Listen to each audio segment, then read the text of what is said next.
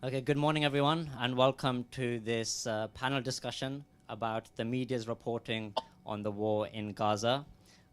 We've had a lot of interest, as you would expect, on this topic, and it's nice to see such a good turnout because, over the last few months, what we've seen on our screens has shocked us all.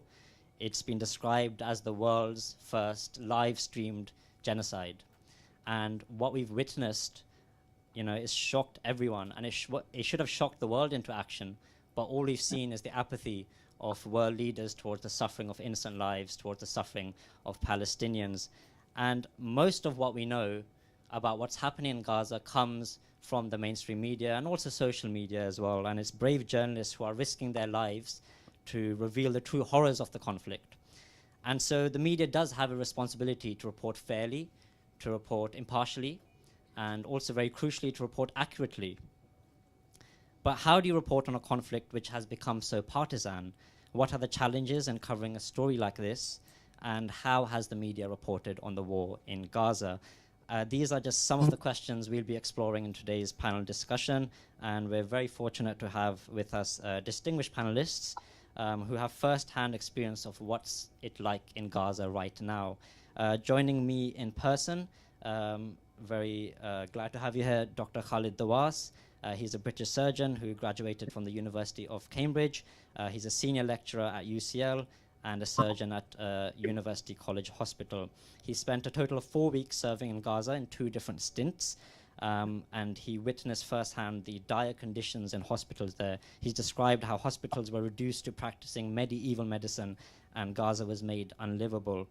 And then joining us virtually, we have Yumna El Sayed. She's an award-winning Al Jazeera journalist. She's Gaza correspondent for Al Jazeera English, where she worked in Gaza for 10 years before evacuating with her family.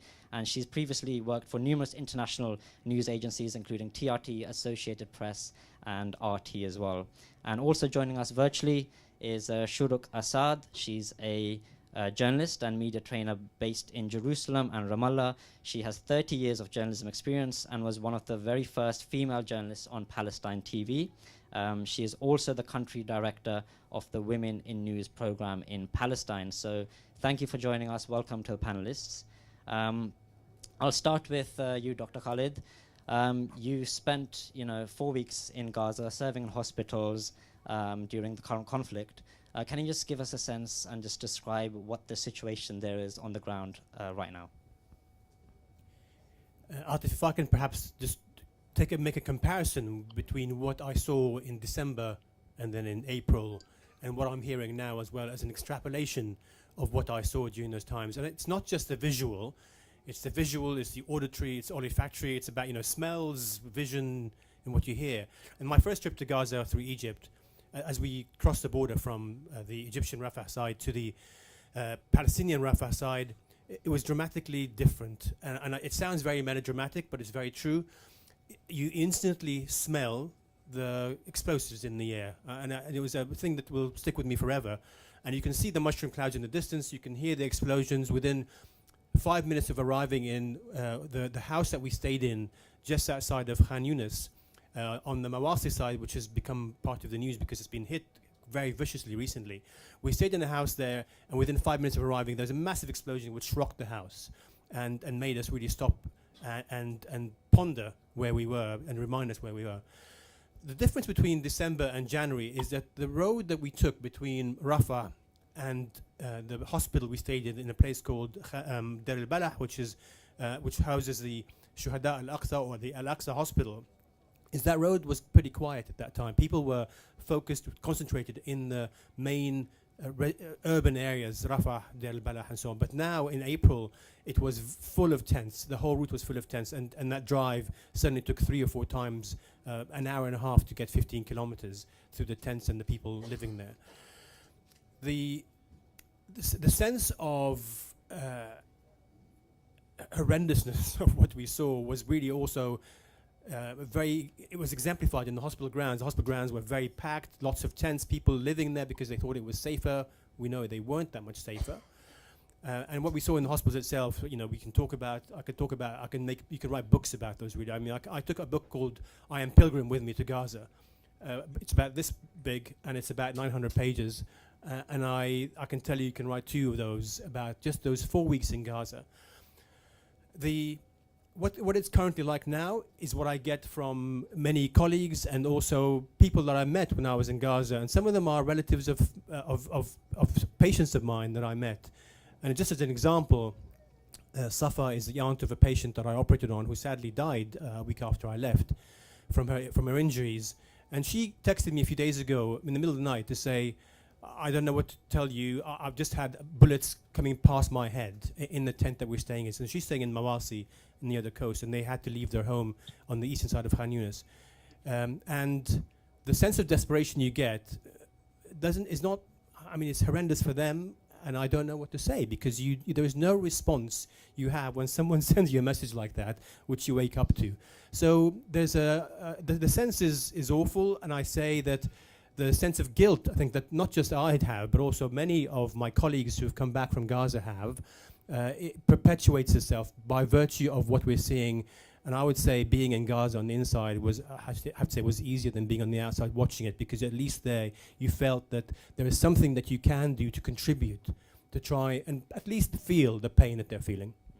Thank you. Yeah, you always think that we're protected because we're seeing everything through a screen and we're not in the midst of everything. But yeah, it's interesting that when you're there, you feel you can actually do something, while when we're seeing on a screen, we can't. But also, one of the most striking descriptions, which really shocked me as well, was I spoke to some aid workers who had come back from Gaza a few months ago, and they said that as soon as we crossed the Rafah border, the Rafah crossing, the stench of blood and the stench of sewage just hit you in the face and just stayed with you. And they said we couldn't sleep the entire time we were there, because in the nighttime you could just hear the bombings. And then even when they came back, they said, I just couldn't sleep for a week. So, it is really, really horrendous situation there. But Yumna, turning to you, as journalists, we are taught in journalism school to have, we have code of conduct, we have journalistic ethics, and editorial standards. Can you just describe to the audience that, what is expected as a journalist reporting on a conflict like this? And also, you spent 10 years in Gaza reporting there. How has your reporting changed since October the 7th? Well, as a reporter or a journalist in general, whether you're writing, you're broadcasting, you're a digital reporter, you are required most and for all to inform the people around the world of the reality on the ground of where you are. This is your responsibility. Journalism must be independent, it must be honest, and it must not be based or directly connected to any kind of agendas. It must not be politicized. Journalism has been known worldwide that it's a fourth authority because of the power of journalism, the power of a pen of a journalist, the power of the word of a journalist. And this is what a journalist should be doing. They should be practicing their journalism based on only these facts, only these ethics of journalism. So I don't think that as an independent journalist, Yumna El-Sayed, you're going to see my reporting through the past 10 years. It hasn't changed. And I'm not saying that there are no journalists who are not biased. Yes, there is. But it's not just the Palestinian journalists, because unfortunately, we were struck and we were shocked by the reality of how much international journalists are completely biased to one narrative, and that's the Israeli narrative, despite all the evidence and the facts that they can see for their own eyes. So yes, this is a fact. You can't call Palestinian journalists, for example, that they are affiliated with Hamas just for the fact that they are telling you about how much devastation, destruction, killing, looting, stealing there is around them, how much killing of civilians there is. All these numbers of children and women that have been slaughtered from day one, these are realities on the ground. They are facts. We are not making up these numbers, which means that there is something wrong that is happening. There is a huge responsibility on journalists when reporting this genocide. It's been 10 months now, and we're speaking about a genocide that has been unprecedented since World War II. Human catastrophes in every single definition, starvation of population that has never happened before since World War II. The amount of injuries and the kind of injuries that we reported about from doctors themselves, Palestinian doctors that spoke about these injuries. And then we have had international delegations of different nationalities of doctors, like what Dr. Dawas had seen in Gaza as he went in December and he went in April. How many media coverage was actually, or these doctors were exposed to? Very little, very limited. When they are international doctors, delegations of these countries into the Gaza Strip. International journalists were not able to enter. But at the end, when an international journalist enters Gaza or any other place in the world, he is dependent on local people from that place. So even after this genocide ends, when an international journalist enters the Gaza Strip, they will enter dependent on a Palestinian fixer, a Palestinian translator, speak to Palestinian officials and local residents, and then put a story together. I know they will be shocked by the amount of devastation, destruction that they will see. But what do we see in our mainstream medias around the world? This is the responsibility of journalism, to inform the people, the audience of the world. How I see it is that there was a neglectance, complete neglectance. Journalism was completely turned to certain agendas. It was biased so many times to the Israeli narrative. So many terms, definitions, words were completely changed to describe an event or an incident in a certain way that is completely opposite to the truth and to the fact. When as simple as possible, you can call it what it is. You can call it an Israeli strike on a residential home, killing Palestinian civilians. Most of them are children. It is not difficult. This is the reality of it. It should be reported this way. You are not going to see that in mainstream media. You are not going to be seeing it reported like that. On the other hand, you will find that international mainstream media has reported on claims and allegations on the 7th of October without one evidence or one fact, without one picture, without one footage, without one video. All these allegations and claims were debunked later by other Western journalists that actually investigated those claims, those allegations. And that is what journalism is: to investigate, to look for facts, to look for realities, to look for evidence, and to present them to the people. I'm not here to talk about what I think or what I believe in. I'm here to report what is happening. On the 7th of October, on the beginning of this war, my reporting was about the incidents and all the events that unfolded on the 7th of October, how they unfolded from 6 a.m. when barrages of rockets were fired from the Gaza Strip towards Israeli towns. This is how it went. If you have been unbiased from the beginning and have been going with complete integrity and complete honesty, because you know that that audience that is watching you has put their trust in what you are saying, then you can't come later on because you don't like the narrative, you don't like the realities of the atrocities that are being committed on a daily basis by the Israeli army, by the Israeli government in the Gaza Strip, and against civilian and armed civilian populations and children.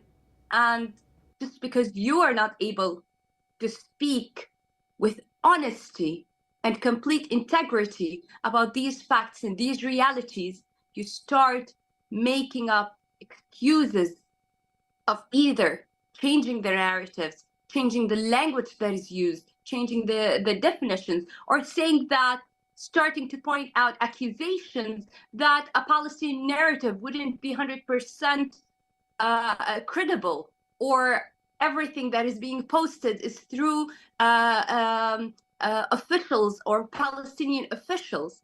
The Lancet, which is a British magazine or medical magazine, when it said that over 100, or it's estimated 186,000 people killed in Gaza, and you look at the numbers that were published by the Ministry of Health in Gaza, I will tell you where that huge difference has come out from. Every time I went to the hospitals and I asked doctors, and Dr. Dawaz can clarify this as well, because I'm sure he has seen it, there would be a huge number of casualties between killed and injured. And so many of those that are killed are either human parts that are unidentified, or people that their families did not come to identify them, or nobody came to identify who they are, and people did not know who they are, the doctors did not know who they are, so they kept them as unidentified. They did not count them of those that were killed. So if from one strike 10 people are killed and they were only able to identify 5 or 6, that is the number that they're going to talk about. And the rest they will not mention until they are identified. And that's why you will find names of every single person that was killed. It's an evidence, it's a fact, it's a reality that must be respected the way it is, despite all agendas, despite all other narratives. Journalism must be independent. It must focus on what it was designed for from the beginning. Otherwise, this entire world will fall into chaos. It will not trust any kind of journalism, and that will be a really catastrophe, a really huge catastrophe, because this is the way, through journalism, we keep this world as a small village where we are informed about everything that happens everywhere, and we as civilians or populations are allowed then to act or react based on this reporting or this actions that we have seen and heard. Thank you, Yumna. Yumna, it's unimaginable, for us what is going on there, and there's no one better than you who has been there, lived and breathed, Gaza, and has seen and witnessed and reported on it. And of course, more than 100 journalists have been killed in the conflict as well. So journalists are putting their lives in danger. Israel is not letting journalists, international journalists, come into Gaza, even though it's vital that journalists have that access so that they can independently verify and fact check from the ground. Shuruk, if I can just turn to you, you're the director of Palestine Journalism Hub. Can you just describe what it is, why you needed to set it up, and also can you speak a bit more about what the situation is like on the ground, especially for journalists, and what the constraints are, what the difficulties are in reporting from Gaza? Thank you, and thank you for everyone, and thank you, Yumna,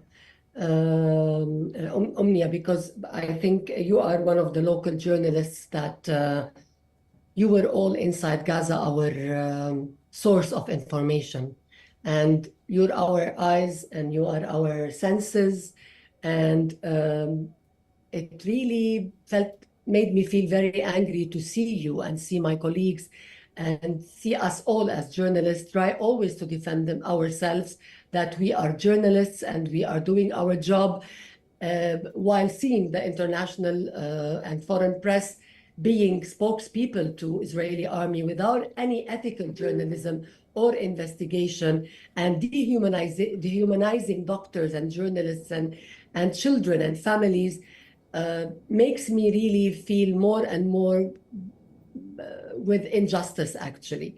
I don't want to speak a lot about Palestine Journalism Hub because it's something that I like to speak about more the journalists, but quickly, it's something that I've been in journalism since 30 years.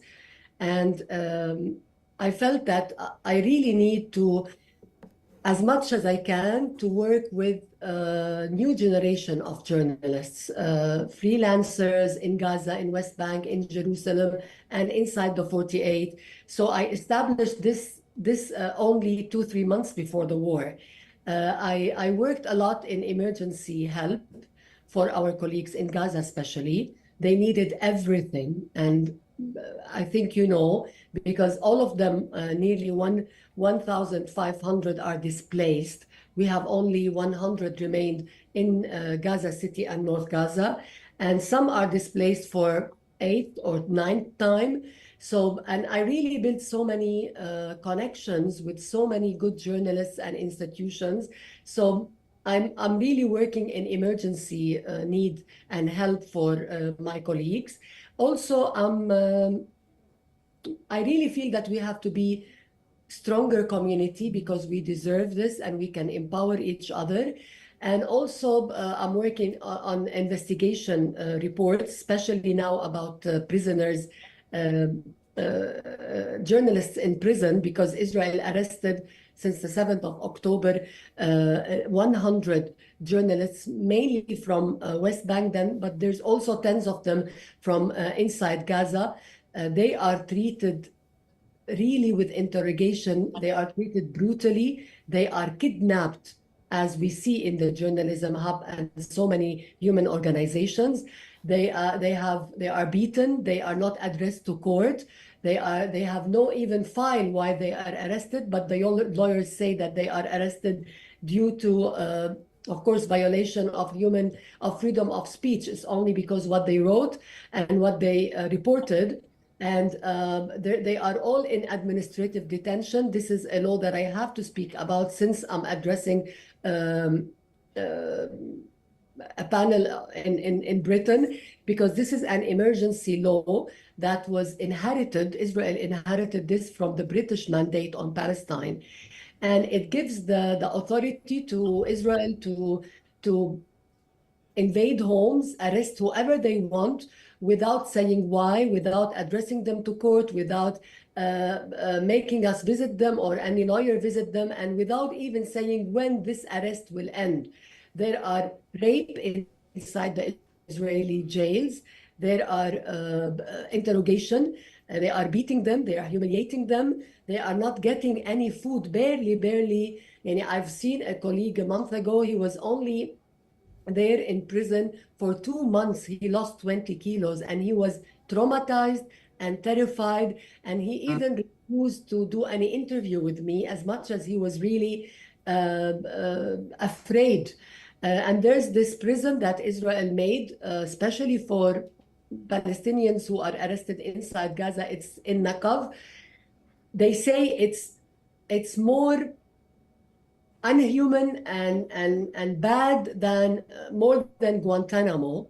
And we're hearing lots of testimonies from the lawyers who can visit or from others who are out. And I lost one of my family in Gaza. He was only 20 years old. He was taken from Rafah, and he died from interrogation. And nobody is really putting Israel under responsibility or punishment. Why is this happening? So the hub is to really, just to close the thing of hub, it's just to, as much as I can, putting my experience and my generation experience with the new generation, trying even to think of how later on in Gaza we can help our colleagues to stand up and to really gain confidence again in their career and to work and produce and rebuild this journalism scene that Israel really wanted to demolish. You know, Israel also bombed 88 media offices in Gaza during the war. One was for AFP and one for Reuters. We lost till now 152 of our colleagues 20 of them are our female colleagues, journalists. This is according to the Palestinian Syndicate. Other numbers say they are even 160. They lack everything. I call them every day. I call my colleagues to check, and sometimes I don't really receive any answer because internet is very bad. And even if they want to upload their videos, their work, they have to go to a very far area, very dangerous for them. They even try to find water. There's really bad starvation, especially in the north and Gaza City. No fuel, no electricity. Shuruk, But again, if I can just stop you there and just take a pause. We've got quite a bit to get through as well. I just want to give some other panelists some time as well. But you know, our thoughts and prayers are with you definitely. You know, for the difficult circumstances that you're both going through. But I did want to turn to just a YouGov survey that was commissioned for the event that's happening here, the Jalsa Salana, the annual convention of the Ahmadiyya Muslim community. And one of the questions that was asked in that was, it was asked to the general British public, and it was that, do you think UK media coverage of the Gaza war and the Ukraine war was fair? And when they were asked about the Gaza war, only 33% of the British public thought that British media coverage of the Gaza war was fair, so just a third. And about double that thought that the media coverage of the Ukraine war was fair, right? So what that reveals is that there's a big disparity there, and the general public in the UK doesn't trust media narratives when it comes to Gaza as compared to when it comes to Ukraine. Dr. Khalid, does that surprise you? I think that point, the issue about the survey, I think demonstrates 2 points in my mind. One is about the credibility of the information coming out, but also about how it compares to other sources. I think what's obvious, and I don't mean in any way to compare the suffering of those in Ukraine to those in Gaza. I mean, when individuals suffer in their individual ways, and they're just as valid. But the point is, I think, is that what we're seeing in Gaza, we see the mainstream media, but we see what's happening on social media. It's very different. And we see the voices, we hear the voices, we know what's going on, and you can choose to close your eyes and turn away if you wish to, because that makes you feel better about yourself. But actually, it's out there for you to see, and therefore it becomes very difficult for somebody with a humanist view to look at what's seeing in Gaza as we are bombarded by the videos that are coming out, and to say that what we're seeing on the mainstream media is accurate and credible. And I think that's for me is the main problem. And therefore, yes, I'm not surprised that that's the case. I think in the case of Ukraine, I think what we're seeing and the figures are coming out and so on, they seem credible because there isn't an alternative story that we see which challenges that. And of course, that comes down to what we've been told we can only do, which is we are not allowed to watch the Russian media anyway. But there isn't an alternative story coming out from there which challenges certainly the human cost of what's happening in Ukraine. And also the way a lot of media outlets sometimes change the headlines, or the way they downplay, certain aggressions, or the way they, change it to assign blame away from who's actually done it. For example, like just a few days ago, there was a BBC article that Gaza man with Down syndrome dies a lonely death. And then the tweet had so many, thousands of comments saying that they missed, the actual crux of the story. Normally, journalistically, the principle is that you put the actual crux of the story at the top, right? You don't hide it. You don't hide the lead. You don't bury the lead, it's called, right? And what they did is they just made... The title should explain the whole event in that title. Once you read the title, you know who is or what this whole story is speaking about. And in such a story, I'm sorry to cut you, but this is one of the most devastating humanitarian stories that you can not possibly just cross. And I can't understand, I can't find a justification that such a title would be given to such an atrocity. This is an atrocity. It's an atrocity against humanity, against human rights, against human law. It is combined by so many crimes in one crime, and you just fail to report about it with honesty the way it is. Absolutely, and they did change the headline in the end after a lot of pressure to show that what actually happened was the IDF soldiers came and they had dogs which actually mauled, actually attacked the man, and then he was locked in a room, and that's how he sadly died. But let me just turn to the audience. We had some interest from a couple of audience members who wanted to say a few words. And if we can just keep it to 1-2 minutes, because we're running short of time, and I do want to open it up to the rest of the audience as well. Rabbi Mandelbaum, if you just want to, speak a bit about your thoughts on this. Thank you, and thank you for inviting me. You might all wonder, what does a rabbi do here? I'm here to listen.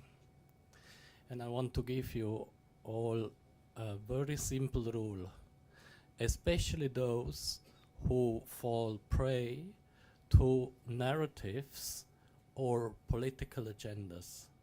How can we look at the picture with protecting ourselves to not fall prey to any biased political agenda?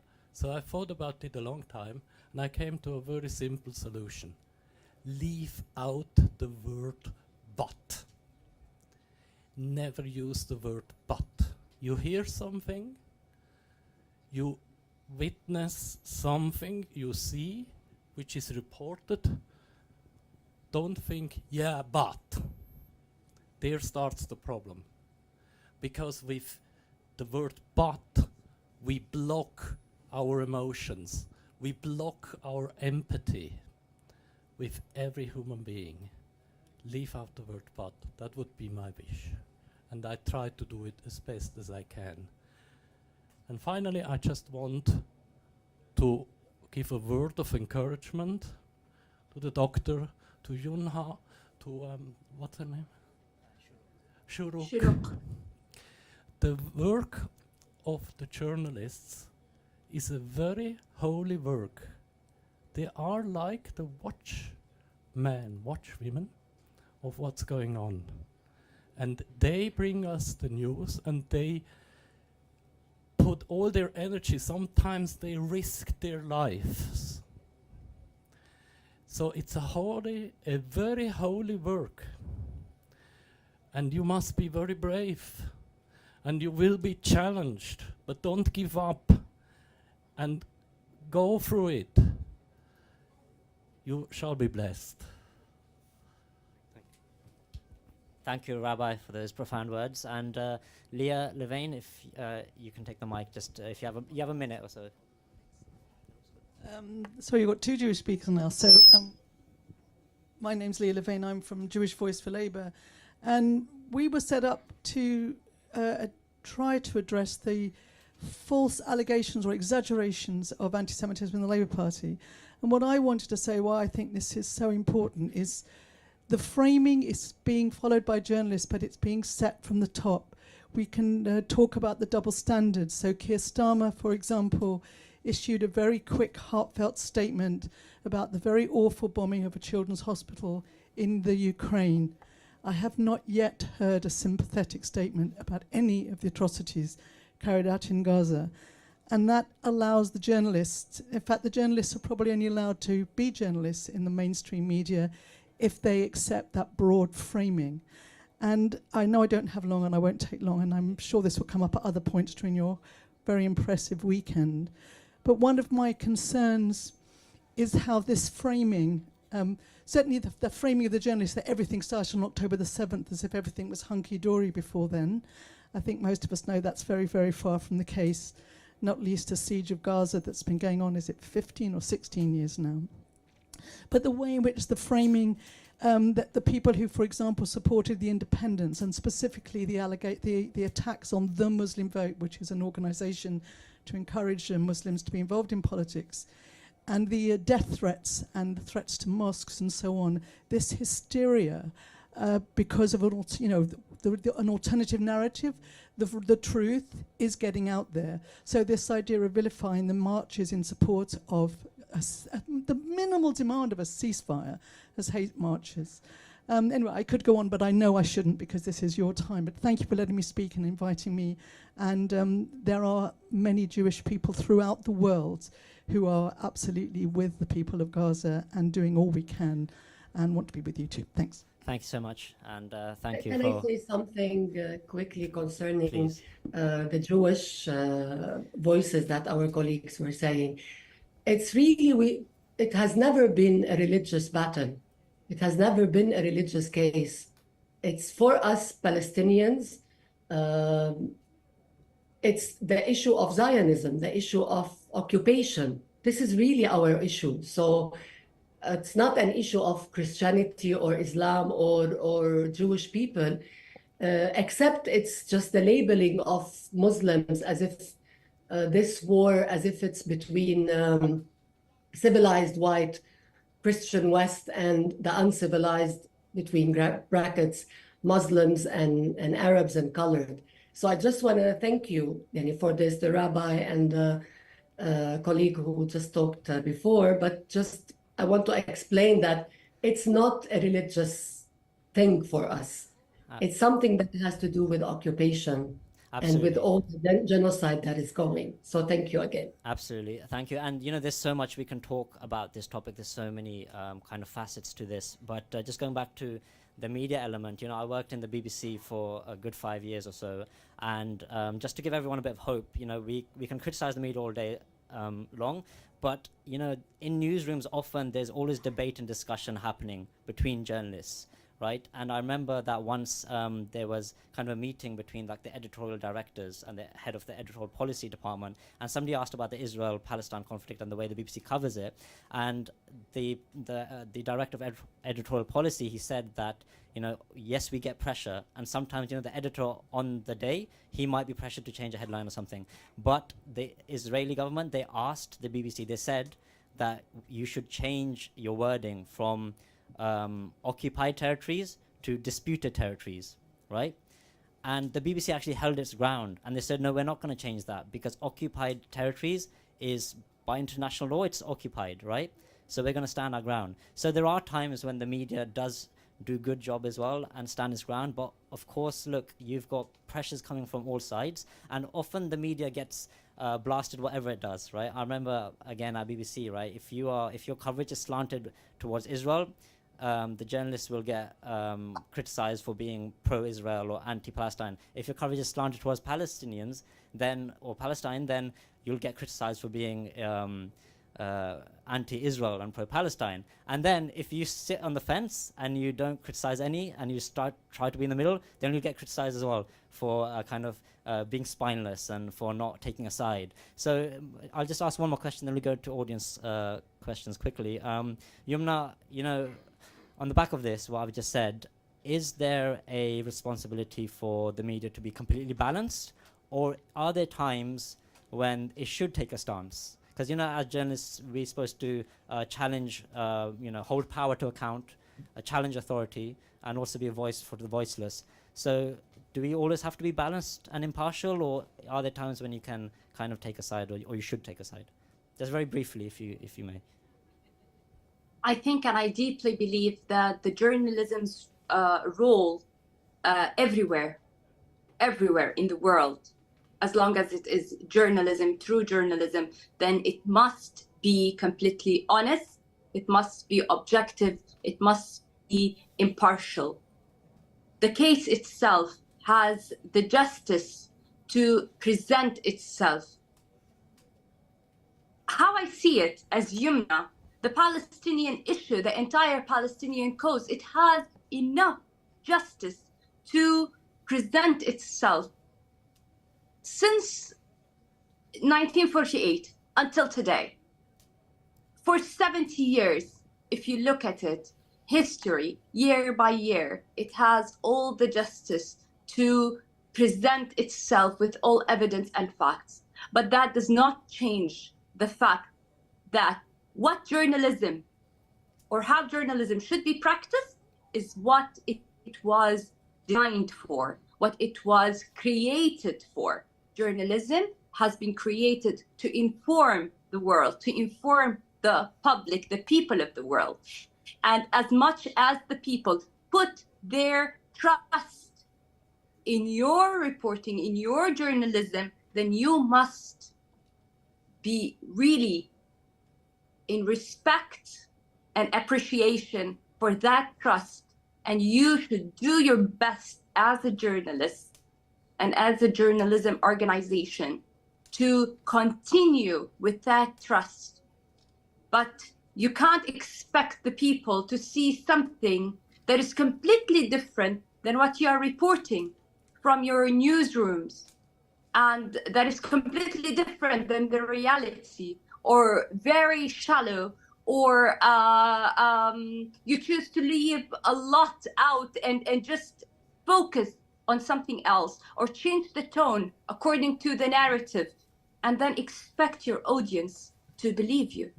And you can't continue to call yourself a journalist and to call yourself a journalism organization when you have neglected and abandoned those ethics, the ethics of true journalism, the integrity of journalism. And under integrity lies a lot that journalists must think about and act upon. What this integrity of journalism means, if every journalist is going to act towards that journalism that they practice with integrity, we will see a whole new difference, or a whole new generation of difference in journalism than what we have been witnessing in these past 10 months. Thank you, Yamina. There's a lot to reflect for the media industry about how it's reported on the war in Gaza, and also, you know, what it can do going forward in the future. I just want to open it up to the audience now. We've got about 5-10 minutes, about 7-8 minutes really. There's a hand at the back. You can direct your question to an individual panelist, or just open it up for any of our panelists. Assalamu alaikum. My name is Dr. Ali Wasim. I have a PhD in management, but my specialization in undergraduate is in economics and politics. I've been a researcher for the last 10-12 years, so I've looked at conflicts and sort of for my own personal interest. And something special about Palestine touches my heart, that you can't really place it as an economic war where you see, for example, in Afghanistan or Iraq. And it seems like an oppressive regime, and I think you touched on that. That's not a religious war. So it does pain us, but my question is that if it's not a religious war per se, and I can't place it in an economic perspective either, what do you think it is? Is it an oppressive regime? Because my fear is we see oppressive regimes like Pakistan and others, and things that you've mentioned, picking people up, putting them away without anything, any laws or things like that. That's something that we're heading towards as well in our country. How do we address it then? How do we place it? How do we frame it like it was mentioned earlier? What do you think is the way around it? And like you said yourself, with media and other things, the powerful dictate, and you said that rightly within the BBC as well, we see that. They're going to report what the powerful wanted to report, and history is written by those in power. And we see that in the subcontinent, we see it across the world. So what's the way around it? How do we go around it? Thank you. Thank you for your question. If we can just keep it on the topic about the media's reporting on Gaza, because of course there's much more to delve into and discuss, but I think we don't have time for that. But if Shuruk, if you can just take 1 minute just to... Quickly, I will answer please. that, yes, it's not a religious war, because Israel just got benefit of the religious story to give legitimacy for its occupation and taking the whole of our country, which is Palestine, to remove us as if we don't exist, and do what they call Israel now under it's called, read about industrialization of Holocaust. You can maybe understand more what I say. It's not,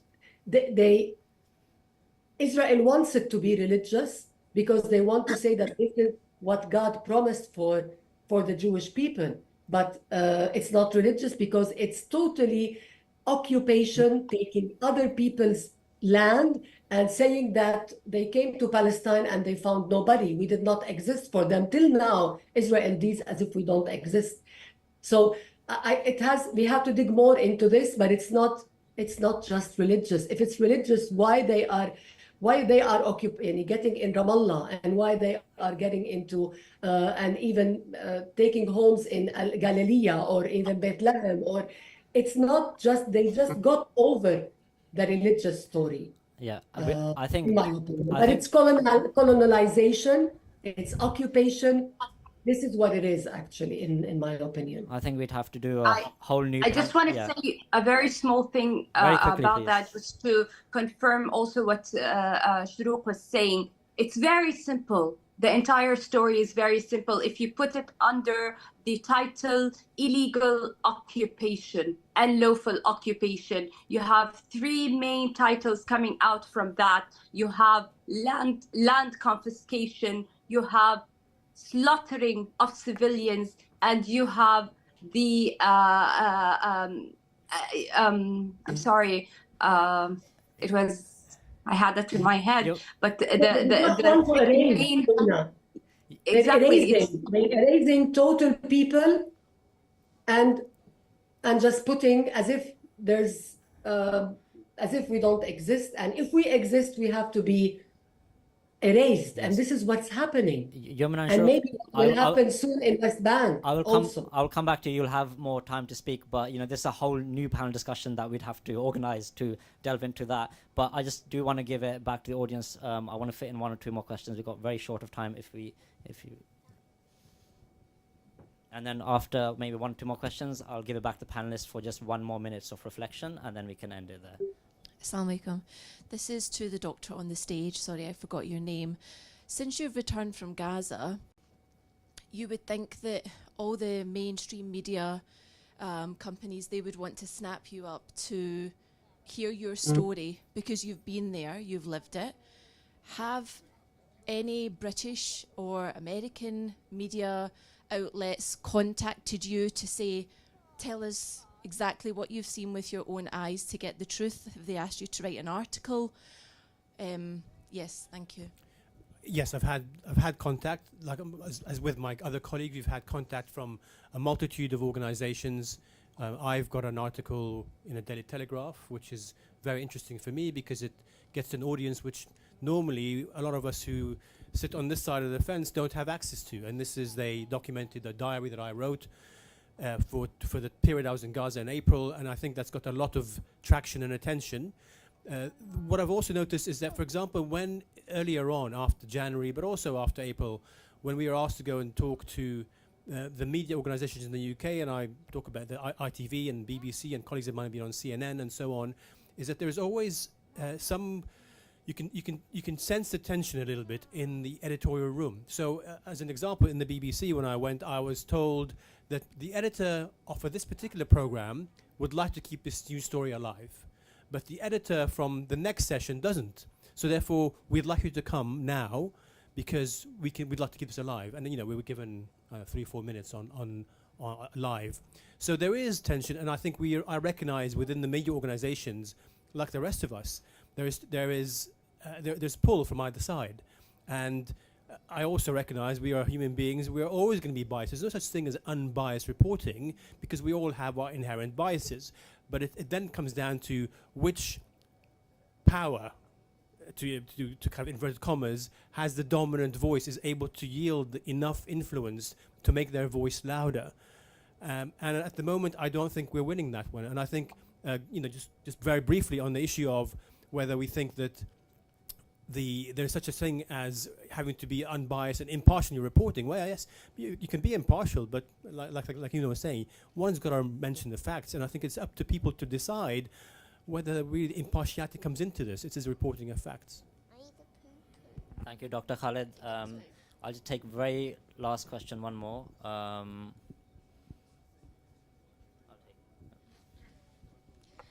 Assalamu alaikum. I am from Germany, and there's a similar thing going on as in UK. The Prime Minister declared its unconditional solidarity with Israel, and we tried a lot of things. We had a campaign in our Muslim community writing letters to politicians and to fight for a ceasefire. And the other point is also that they are also on daily basis they're activists and protesting pro-Israel, pro-Palestine. But still, the government, the German government, is not willing to change their mind. They are still supporting Israel. And what else we can do that this finally changes? Because we don't know what else to do. We tried our best. And this is my question to you. Shuruk, do you want to answer that? What else can the general public do to change I the think narrative? the genuine people who really stand for human rights and for Palestine and what's going on, they are finding ways, either by going to the streets, either by delivering the story, either by trying to push their government and the decision makers. And I think this is what we can do all as a community who are really sharing human rights and international law. At the end, those governments decided it's a decision for them not to stand against genocide. And in my opinion, any person who doesn't make any step either by words or by even trying to do anything, because otherwise you will be, in my opinion, partner in the genocide. This is what so many countries are, backing with military aid, backing with money, even refusing to be part of the accountability of Israel, while they lectured us for years about human rights and international law. So I think you are doing fine. Being here, listening to what's happening, not labeling Palestinians, not dehumanizing Palestinians, keeping your humanity alive. I think this is one of the most important things we can all do, because I think it's not only attack on Palestinians, children and women and doctors and families, it's also attack on humanity and that we share.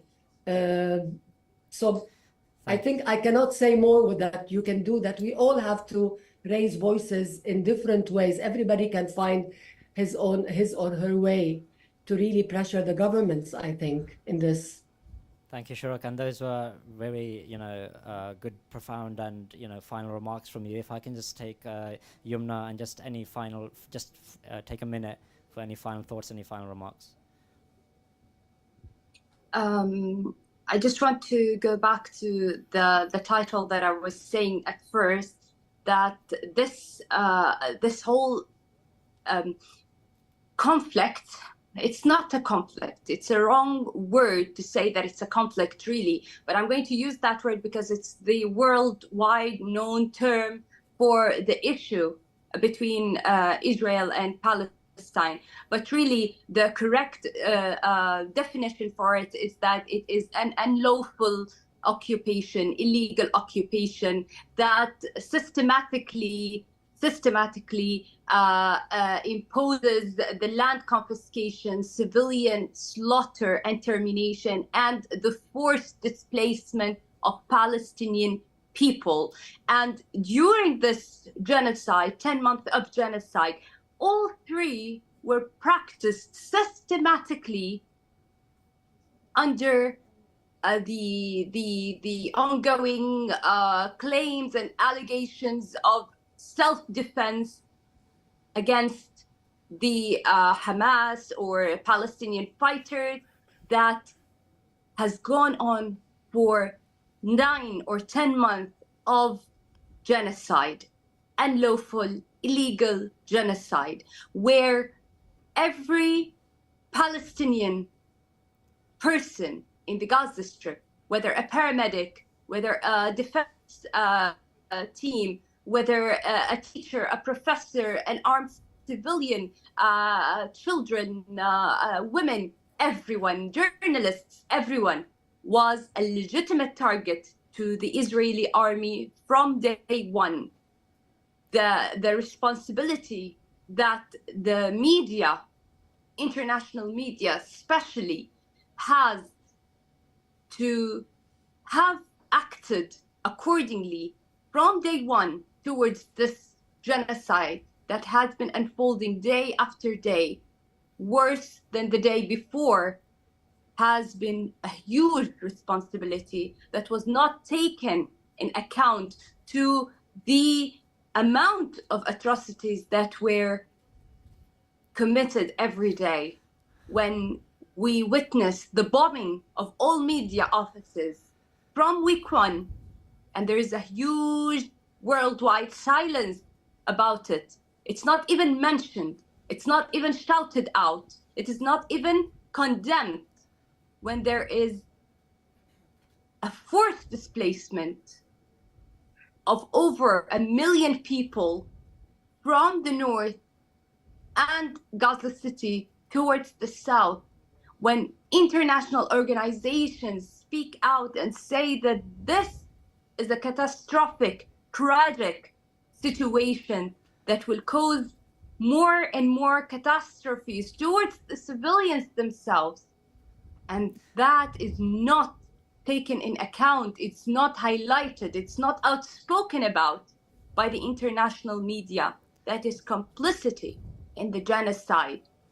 When we had to spend the first 7 months between, as Palestinian journalists, between being killed, being injured, being threatened, our families being killed, being displaced from place to another, and living all these hardships and challenges every single day, after 7 months was when the world in other international countries started hearing out our voices through social media platforms that also attacked us fiercely, brutally, censored our accounts, censored our voices, shadow banned our accounts.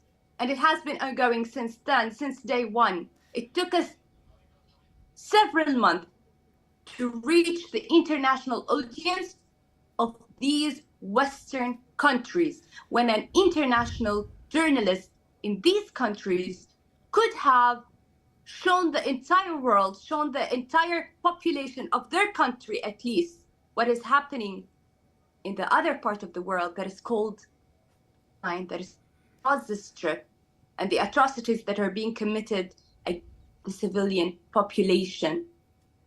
This genocide wouldn't have remained for 10 months, and it's still ongoing until today.